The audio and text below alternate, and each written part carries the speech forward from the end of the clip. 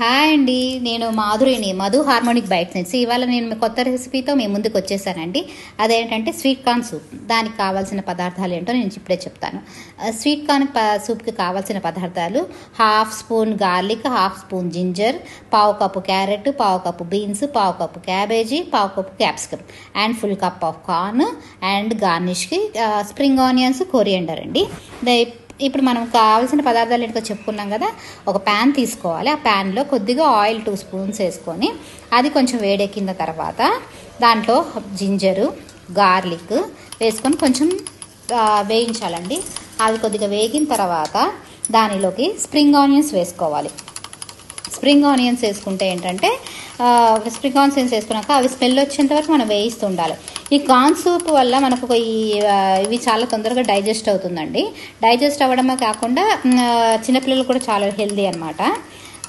ఇది స్మెల్ వచ్చేంత వరకు వేయించిన తర్వాత దాంట్లో కొద్దిగా మనం కప్ ఆఫ్ కార్న్ అని చెప్పా కదా, ఆ కప్ ఆఫ్ కార్న్ దాంట్లో వేసేసుకోండి. వేసేసుకున్న తర్వాత అవి కొద్దిగా ఫ్రోజన్ కార్న్గా వేసుకోవచ్చు, లేకపోతే మనం స్వీట్ కార్న్ తీసుకొని అది కూడా వేసుకోవచ్చు, హాఫ్ బాయిల్ చేసి.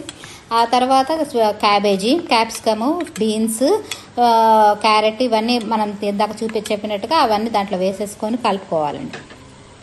కలుపుకొని వేయించాలి. వేయించిన తర్వాత ఇది హాఫ్ బాయిల్ అయ్యేంత వరకు ప్యాన్ మీదే ఉంచాలండి. ఇది కాస్త మూత పెట్టేసి ఉంచవచ్చు, లేదా అలా ఓపెన్ అయినా చేసి పెట్టుకోవచ్చు. నేనైతే ఓపెన్ చేసి పెట్టాను. కాస్త తర్వాత కొంచెం బాయిల్ అవ్వట్లేదు అని చెప్పి మూత పెట్టేశాను అనమాట. హాఫ్ బాయిల్ అయిన తర్వాత కొద్దిగా వేడి నీళ్ళు దాంట్లో పోయాలండి. వేడి నీళ్ళు పోస్తే కొంచెం గోరొచ్చిన నీళ్ళు, వేడి నీళ్ళు అంటే మరీ వేడి నీళ్ళు కాదు, కొంచెం గోరొచ్చగా వచ్చిన వేళ్ళు దాంట్లో వేసేసి కొద్దిగా మనం కార్న్ కొద్దిగా పక్కకు తీసి పెట్టుకున్నాం కదా, ఆ కార్న్ని మిక్సీలో గ్రైండ్ చేసి పెట్టుకోవాలి. మిక్సీ గ్రైండ్ చేసుకొని ఆ పేస్ట్ స్టవ్ మీద, ఆ తర్వాత కొంచెం బాయిల్ అయిన తర్వాత ఆ పేస్ట్ని కూడా ఈ వాటర్ ఉడికిన తర్వాత ఆ వాటర్లో వేసుకొని పెట్టుకోవాలన్నమాట. ఈ కార్న్ సూప్ వల్ల హెల్దీగా ఉంటుందండి. పెద్దవాళ్ళకి చాలా మంచిది, చిన్నపిల్లలకు కూడా మంచిది, అండ్ ఈ రైనీ సీజన్లో చాలా మంచిది అనమాట. కొంచెం బాయిల్ అయిన తర్వాత వాటర్ నేను కార్న్ పేస్ట్ని తీసుకొచ్చి ఈ ప్యాన్లో వేసేసాను, కలిపేసిన తర్వాత అవి ఉడుకుతూ ఉన్నాయండి. కార్న్ ఆల్రెడీ స్టిక్కీగా ఉంటుంది కాబట్టి మనం కొంచెం స్టవ్ సిమ్లో పెట్టుకొని చేసుకోవాలన్నమాట.